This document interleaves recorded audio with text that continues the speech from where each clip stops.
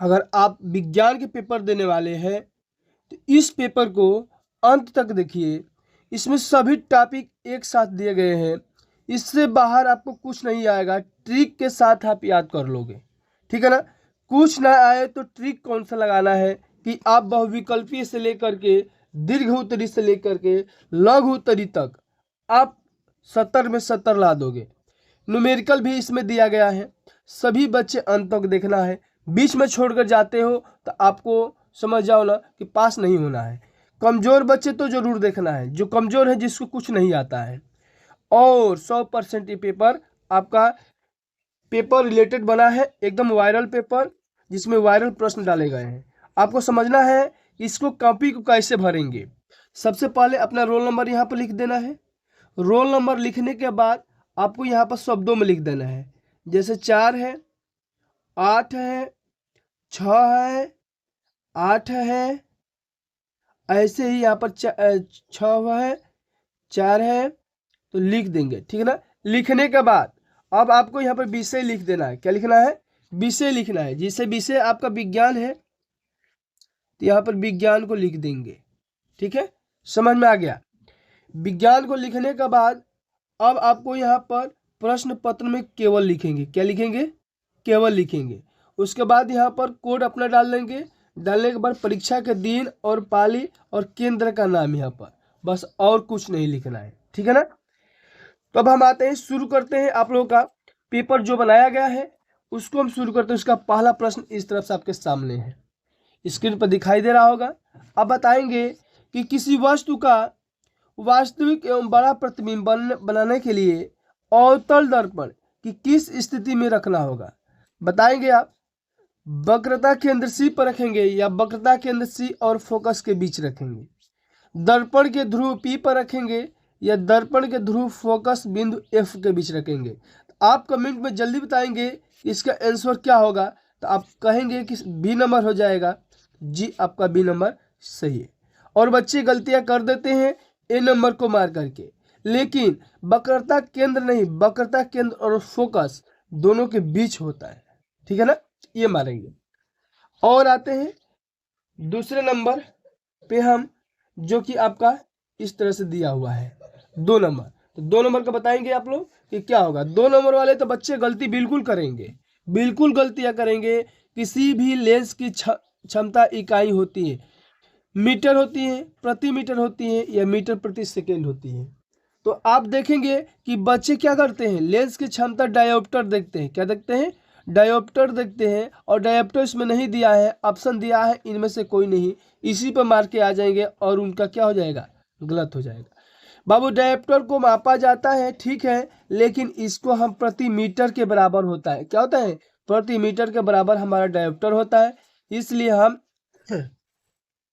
B number को सही करेंगे। किस चीज को? बी नंबर को सही करेंगे। 3 नंबर प्रश्न क्या है? एक श्वेत प्रकाश किरण जब किसी कांच के त्रिकोणीय प्रिज्म से गुजरती है तब उसके रंगों अंग अलग अलग विक्षेपण होता है। सबसे अधिक विचलन कौन सा रंग करता है? लाल करता है, हरा करता है, पीला करता है, बैंगनी करता है। तो आपका सबसे ऊपर क्या रहता है? बैगनी रहता है, क्योंकि बाह्यपी नाला यानी वेबजियोर से हम प्रदर्शित करते हैं। वेबजियोर से इस तरह करके भी हमारा आ रहा है ना वायलेट, इस करके हमारा विज्ञान बैगनी सही हो जाएगा। 4 नंबर प्रश्न है कि सूर्य श्वेताभ प्रतीत होता है, मतलब कि सूर्य कब सफेद दिखाई देता है? सफेद कब दिखाई देता है? यानी सूर्योदय के काफी पूर्व, सूर्योदय एवं सूर्यास्त के समय, सूर्यास्त के काफी बाद, दोपहर के समय। तो बाबू आपको हो जाएगा दोपहर के समय। क्या हो जाएगा? दोपहर के समय। क्यों? क्योंकि जब हमारा सूर्य दोपहर में यानी 12 बजे रहता है तो उसका प्रकीर्णन यानी क्या होता है? धीरे धीरे जो हमारा प्रकीर्णन होता है यानी ब्लू, वो क्या होता है? गायब हो जाता है, जिसकी वजह से हमारा क्या होता है? सफेद दिखाई देने लगता है। किसी वस्तु चालक का प्रतिरोध निम्न में से किस बात पर निर्भर करता है? तो आपका हो जाएगा बी नंबर सही। और आप लोग भी बताएंगे कि आप लोग कौन से मारे थे। चालक के पदार्थ का घनत्व, ठीक है ना। अगला हमारा है 6 नंबर, कब 4 विद्युत चालकों का संयोजन बनाने पर उनकी परिणामी प्रतिरोध न्यूनतम होगा। तो सभी को समांतर क्रम में जोड़ेंगे। किस क्रम में? समांतर क्रम को ही हम पार्श्व क्रम कहते हैं। इस चीज को ध्यान में रखना, ठीक है ना। और बच्चे पार्श्व क्रम को खोजते हैं, नहीं मिलता है तो इनमें से कोई नहीं लगा देते हैं, तो उनका गलत हो जाएगा। एक व्यक्ति धारावाही चालक के कारण उत्पन्न चुंबकीय क्षेत्र की दिशा ज्ञात करने के लिए निम्नलिखित में से किस नियम की सहायता लेते हैं? फ्लेमिंग के दाएं हाथ का नियम, फ्लेमिंग के बाएं हाथ का नियम, ओम का नियम, दाहिने हाथ का नियम। तो हो जाएगा हमारा दाहिने हाथ के अंगूठे का नियम से, ठीक है ना। 8 नंबर प्रश्न यहाँ पर है, निम्न में से कौन सी धातु ठंडे जल में हाइड्रोजन गैस से निकलती है? आपका हो जाएगा, थोड़ा सा यहाँ पर अच्छा प्रिंट नहीं हुआ है, पोटासियम। आप लोग लिख लीजिएगा, मैं बोल दिया हूँ, आप लोग लिख लीजिएगा, ठीक है ना। उसके बाद देखिए, लिखते जी बड़ी जाइए साथ साथ। निम्नलिखित में से एल्कीन कौन सा है? तो एल्कीन कौन सा है? तो एल्कीन आपका H2C इक्वल टू CH2, ये आपका एल्कीन है, ठीक है ना। अब आते हैं 10 नंबर प्रश्न। 1 बिलियन लाल लिटमस को नीला कर देता है, इसका पीएच मान कितना होता है? पीएच मान 8 होगा, तभी जाकर नीले लिटमस को लाल कर देगा। क्लोरीन के अणु में अबंध पाया जाता है, तो सह संयोजी मतलब एक सहसंयोजी अबंध क्या हो जाएगा? एक सहसंयोजी अबंध ही होगा, जो क्या करता है? क्लोरीन के अणु में अबंध बनाता है, ठीक है ना। अगला आते हैं, जल को जीवाणु रहित बनाने में उपयोगी पदार्थ है। आपका होता है ब्लीचिंग पाउडर। बच्चे लेकिन व्यंजक चूर्ण इसमें दिया है, ब्लीचिंग पाउडर आप बच्चे जानते हैं। तो गधो, व्यंजक चूर्ण को ही हम ब्लीचिंग पाउडर कहते हैं। ये इंग्लिश शब्द है, ये हिंदी है। आ समझ में? चलो अब बताओ, जिन अभिक्रिया में आयनों के विनिमय से नए यौगिक बनते हैं उन्हें हम क्या कहते हैं? उभय अपघटन। क्या कहते हैं? उभय अपघटन पर बी नंबर पर टिक करके आप 1 नंबर पा सकते हैं। पादप में अब आते हैं खंड 3 यानी बायो से। पादप में जाइलम का कार्य होता है जल वहन का, भोजन वहन का, अमीनो अम्ल का, ऑक्सीजन का। हमारा हो जाएगा जल का संवहन। अनुवांशिकता के प्रयोग के मेंडल ने निम्नलिखित में से कौन से, तो बार बार पेपर में आता है मटर, इसको आप याद कर लीजिएगा मटर, और ये पेपर में आपको मिलेगा जरूर, ठीक है ना। अब हम आते हैं अगले नंबर प्रश्न 16। निम्नलिखित में से कौन मानव में मादा जनन तंत्र का भाग नहीं है? तो शुक्रवाहिका। क्या हो जाएगा? शुक्रवाहिका हो जाएगा। 17 नंबर हमारा प्रश्न किस तरह से है? तो इस तरह से दिया हुआ है, स्वपोषित पोषण के लिए आवश्यक है कार्बन डाइऑक्साइड तथा जल, क्लोरोफिल, सूर्य का प्रकाश। इसमें से सभी हो जाएगा। क्या हो जाएगा? इनमें से सभी हमारे स्वपोषित पोषण के आवश्यक है। समजात अंगों का उदाहरण है, इसमें से हो जाएगा हमारा, इनमें से सभी हो जाएगा। इस तरह करते हुए हम आते हैं 19 और 20, 2 प्रश्न और रह गए हैं। अलैंगिक जनन मुकुलन द्वारा होता है। किसके द्वारा होता है? तो ईस्ट के द्वारा। किसके द्वारा? ईस्ट के द्वारा। प्राकृतिक वर्णवाद का प्रतिपादन किसने किया?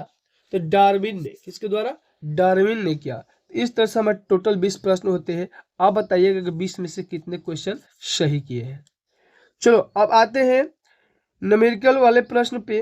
न्यूमेरिकल कौन सा आपके पेपर में आएगा? तो ये वाले न्यूमेरिकल को पहले लिख लो, यही न्यूमेरिकल आपके पेपर में आएगा। और मैं इसको कराता हूँ हल। बोला है क्या?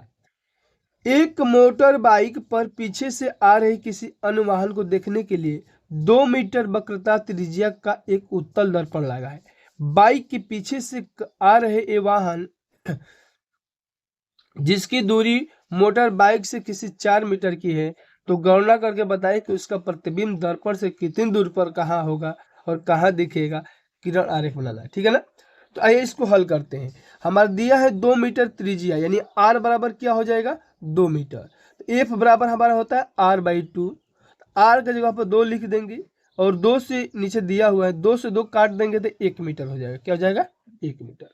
और देखना, u बराबर हमारा होता है, u बराबर वस्तु की क्या होती है? दूरी होती है, जो कि हमारा दिया हुआ है 4।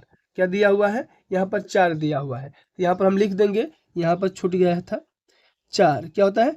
4 दिया हुआ है। और ये हमारा क्या होता है? सूत्र होता है। क्या होता है? सूत्र होता है, ठीक है ना।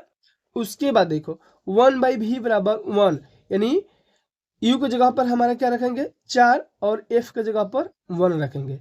वे 1/1 करेंगे तो माइनस माइनस प्लस हो जाएगा, और 4 और 1 का एलसीएम 4 हो जाएगा, 1 4 4 और 4 1 1, तो 4 और 1 5 हो जाएगा, और ये हमारा क्या हो जाएगा 4, जो कि इससे हम भाग देंगे। हम 1 मिनट रुक जाओ भाई, अब इसको इससे इसमें भाग दो या भी के ऊपर कर दो, क्या कर दो भी के ऊपर करोगे तो भी बराबर हमारा 4 बट्टा क्या हो जाएगा 5 हो जाएगा, 0.0 हो जाएगा, 5 या 8 40, जो 0.8 मीटर हो जाएगा। और जो आकृति पूछा था धनात्मक की वजह से प्रतिबिंब क्या हो जाएंगे दर्पण के पीछे बनेंगे, कहाँ बनेंगे पीछे, ये हमारा धनात्मक हुआ ना, इसी के वजह से आभासी सीधा और छोटा बनेगा, क्या बनेगा आभासी सीधा और छोटा बनेगा। अब हम आते हैं दूसरे नंबर प्रश्न पे, और वो और ही महत्वपूर्ण दूसरा नंबर है। वो किस तरह है, निकट दृष्टि दोष से पीड़ित एक व्यक्ति अधिक से अधिक 100 मीटर की दूरी तक देख सकता है। गणना कीजिए कि सही दृष्टि के लिए अर्थात अनंत दूरी तक देख सकने के लिए उसे किस प्रकृति एवं किस फोकस दूरी के लेंस का प्रयोग करना चाहिए। किरण आरेख भी बनाइए, किरण आरेख भी बनाना है। अब ध्यान दीजिए, यहाँ पर हमारा यहाँ पर 100 मीटर हमारा क्या है तो भी है, क्या है भी है, और ये निकट दृष्टि दोष बोला है यानी अवतल बोला है तो माइनस हम लगाएंगे। u बराबर हमारा अनंत यहाँ पर दिया है ना, अनंत अनंत दिया है तो अनंत लिख देंगे। f बराबर निकालना है तो 1/v यानी 1/-100, ये माइनस और माइनस क्या हो जाएगा प्लस हो जाएगा, तो प्लस लिख दी 1/अनंत। 1/अनंत यानी 0 होता है, क्या होता है 0 होता है, कभी भी कोई संख्या में 0 जोड़ेंगे तो उतना ही मान होगा। तो f बराबर हमारा क्या हो जाएगा -100, माइनस आने की वजह से थोड़ा सा ध्यान दीजिएगा, नहीं दिखाई दे रहा था फिर से बता दे रहा हूँ, 1/- को 100 लिखेंगे प्लस 1/अनंत दिया था, ठीक है ना। अब ध्यान देना, अनंत का मान होता है 0, 1/अनंत का मान कितना होता है 0 यानी इन्फिनिटी, ठीक है ना। 1/-100, f बराबर माइनस का क्या हो जाएगा 100 हो जाएगा, क्या हो जाएगा 1 f बराबर -100 हो जाएगा। इस वजह से यह हमारा क्या है अवतल लेंस है, माइनस की वजह से क्या है माइनस की वजह से अवतल लेंस आ रहा है, और फोकस दूरी भी क्या होगी ऋणात्मक आ रही है, इसी वजह से हमारा क्या है अवतल लेंस है, ठीक है। तो 2 नंबर प्रश्न आपको समझ में आ गया होगा।